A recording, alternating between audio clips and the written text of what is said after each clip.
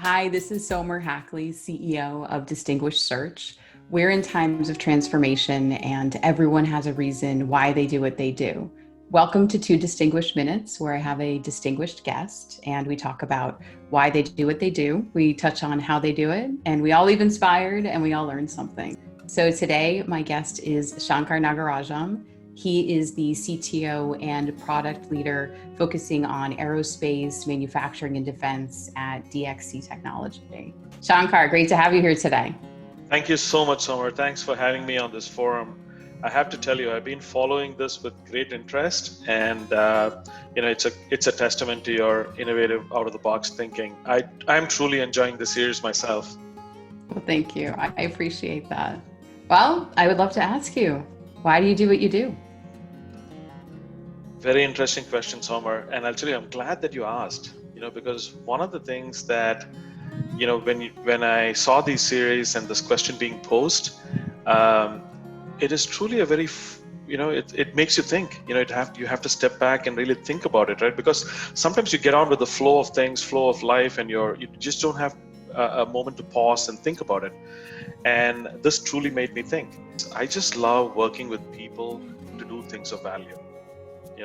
I just love that part, and sure, as you move through your career, you end up managing people, or you start, you go down the, corporate ladder and so forth. But still, at a very fundamental level, it's about working with people and doing something of value, bringing some value to the table, right? Whether that's for a customer, whether that's internally, whether that's for your teams, whatever the case might be. But that, to me, is the fundamental reason. And the other thing that also struck me is, as I thought about it, that is the same driving force for me when it comes to my personal life. I'm involved with my friends in a charity organization called Open India, and we do a lot of projects for underprivileged children. But again, it's the sense of working with people in order to do something of value.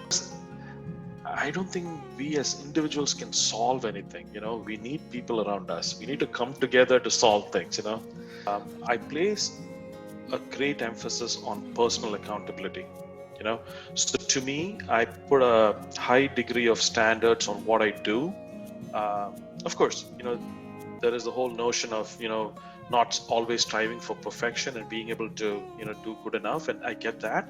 But still, any output that comes from me has to be of good quality, right? My wife would probably think that's OCD, but leaving that aside.